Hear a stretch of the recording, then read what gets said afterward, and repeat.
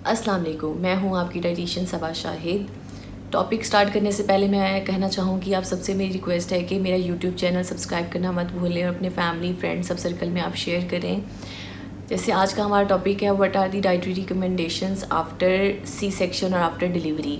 अक्सर मदर्स मेरे पास आती हैं, अक्सर मेरे क्लाइंट्स आते हैं और वो कहते हैं कि हमें सी सेक्शन हमारा नहीं होना चाहिए या हमें नॉर्मल डिलीवरी होनी चाहिए, तो what we should follow, what are the dietary recommendations. सबसे पहले सी सेक्शन होता ही क्यों है? क्योंकि या तो वो डाइटरी रिकमेंडेशन और डाइटरी रिक्वायरमेंट्स वगैरह को पूरा नहीं कर रहे होते, या और इसके अलावा वो बेड रेस्ट वगैरह भी नहीं कर रही होती अक्सर मदर्स, और इसके साथ साथ वो सप्लीमेंट्स भी नहीं ले रहे होते, तो ऑब्वियसली उनको इन सब चीज़ों का फिर उनको सामना करना पड़ता है। इन सब चीज़ों को हम कैसे अवॉइड कर सकते हैं?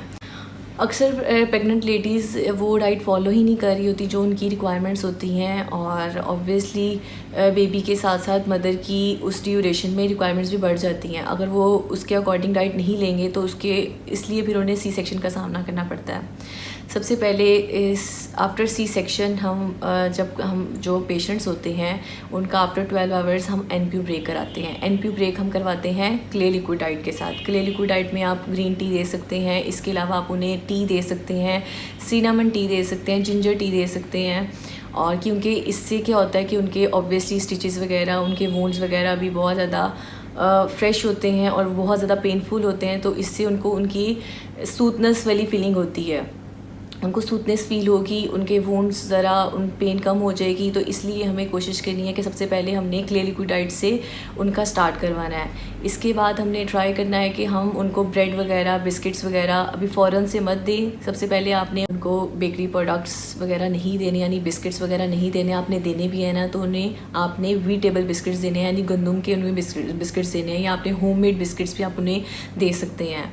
क्योंकि इससे उनको, अगर आप उनको बेकरी की आइटम्स देंगे तो इससे उनको कॉन्स्टिपेशन स्टार्ट हो जाएगी। सबसे पहले ब्लोटिंग होगी, फिर उन्हें कॉन्स्टिपेशन हो जाएगी, फिर फर्दर GIT के इशू स्टार्ट हो जाएंगे। अक्सर लोगों को डायरिया भी हो जाता है। इसलिए हमने ट्राई करना है कि आपने लंच टाइम में उनको आप खिचड़ी वगैरह भी दे सकते हैं, लेकिन आपने कोशिश करना है कि बहुत ज़्यादा सॉफ्ट हो, थिक नहीं होनी चाहिए, बहुत ज़्यादा थिन होनी चाहिए। रोटी वगैरह आपने फ़ौरन से नहीं देनी, आफ्टर 2 डेज़ के बाद आप उनको रोटी दे सकते हैं, लेकिन आपने मेक श्योर करना है कि वो गंदम के आटे की बनी हुई हो, सफ़ेद आटे की बनी हुई ना हो। जैसे हमने ऑलरेडी बात की है कि उससे ब्लॉटिंग हो जाएगी, ब्लॉटिंग के बाद कॉन्स्टिपेशन स्टार्ट हो जाएगी, तो हमें इन सब चीज़ों का भी ख्याल रखना है इसमें। इसके अलावा आप दोपहर में उनको यखनी दे सकते हैं, और क्योंकि उसमें बहुत ज़्यादा हाई प्रोटीन, ऑब्वियसली कि बहुत ज़्यादा एनर्जी डाउन हुई होती है, तो इसलिए हमें हाई प्रोटीन डाइट देनी है। आप बॉयल एग भी दे सकते हैं, आप यखनी भी दे सकते हैं, आप ब्लैक चिक पीस भी दे सकते हैं, वाइट चिक पीस भी दे सकते हैं, फ़िश का यूज़ भी करवा सकते हैं। इसके अलावा अक्सर मदर्स कहती हैं, बल्कि अक्सर क्लाइंट्स कहते हैं कि हमने दूध नहीं देना। दूध आप दे सकते हैं, लेकिन आपने ट्राई करना है कि आपने फ़र्स्ट 2 डेज़ नहीं देना है दूध, और आफ्टर 2 डेज़ आप उनको दूध स्टार्ट करवा सकते हैं। लेकिन वो भी आपने कोशिश करना पोरिज की फॉर्म में, कस्टर्ड की फॉर्म में, वर्मिसेल्स में ऐड करके, डिफरेंट जितनी भी हमारे पास फूड आइटम्स हैं उनमें आप ऐड करके दे सकते हैं।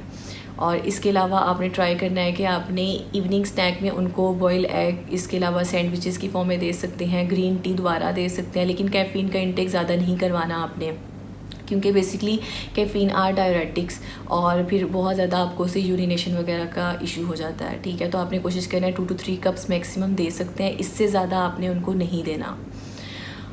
अगर हम बात करें कि इवनिंग स्नैक के बाद आपने ट्राई करना है कि उनको नाइट में भी आप सेम लंच में जो आपने यखनी दी या खिचड़ी दी, ये भी आप रिपीट कर सकते हैं। इस तरह आप डिफरेंट फूड आइटम्स उनके खाने में ऐड कर सकते हैं, लेकिन आपने आफ्टर 4 to 5 डेज़ इस तरह ऐसा करके सॉफ्ट डाइट से उनकी डाइट रेगुलर डाइट पे हम उनको शिफ्ट कर देंगे, लेकिन वो सब चीज़ें आहिस्ता आहिस्ता होंगी। ठीक है, स्लोली प्रोग्रेशन होती है, लेकिन आपने ट्राई करना है कि first 40 days after C section बहुत ज़्यादा केयर करनी है, क्योंकि इसमें बैक एक का बहुत ज़्यादा इशू हो जाता है, कॉन्स्टिपेशन, डायरिया के इश्यूज़ हो जाते हैं, तो इसमें आपने अपनी डाइट का भी बहुत ज़्यादा ख्याल रखना है। और अक्सर मदर्स कहती हैं कि हमें, मतलब देसी घी, अक्सर ट्रेंड, कुछ लोग कहते हैं कि देसी घी से रेशा हो जाता है, या देसी घी हमें देना चाहिए कि नहीं देना चाहिए। आप देसी घी दे सकते हैं, लेकिन किस फॉर्म में देना चाहिए, कब देना चाहिए, वो मैं आज आपको बताऊंगी कि आप आफ्टर 4 to 5 डेज़ आप उनको देसी घी आप उनके खाने में ऐड कर सकते हैं। आप उनको दूध में ऐड करके भी दे सकते हैं। कोशिश करें कि वार्म मिल्क आप उनको दें आफ्टर सी सेक्शन। आपने कोल्ड मिल्क नहीं देना इस ड्यूरेशन में, क्योंकि ऑब्वियसली वो बहुत ज़्यादा पेनफुल उनके स्टिचेस होते हैं, अभी वोन बहुत ज़्यादा फ्रेश होते हैं। तो आपने ट्राई करना है कि आपने उनको वार्म मिल्क देना है। कोशिश करें कि 1 टीस्पून उसमें आपने टर्मेरिक भी ऐड कर देना है, और साथ साथ आपने नट्स ज़रूर ऐड करने हैं, बेशक समर्स हों बेशक विंटर्स हों। ये बहुत ज़्यादा गलत कॉन्सेप्ट है कि विंटर्स में ही सिर्फ नट्स लेने चाहिए, ऐसा कुछ भी नहीं है।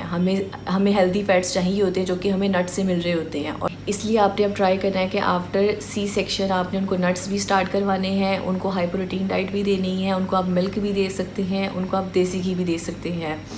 और आपने ये ट्राई करना है कि आप इन सब चीज़ों को ज़रूर अपनी लाइफ में, अपनी रूटीन में ऐड करें। इनसे आपको आपकी न्यूट्रिशनल रिक्वायरमेंट्स भी फुलफ़िल होंगी, और आपका बेबी भी हेल्दी होगा, और बेबी की ग्रोथ भी होगी। और आपने अपनी बहुत ज़्यादा केयर करनी है, आपने बेड रेस्ट करना है, और इंशाल्लाह होपफुली आपके लिए वीडियो बहुत ज़्यादा मुफीद साबित होगी। और मेरा चैनल सब्सक्राइब करना मत भूलें। Wellness wise.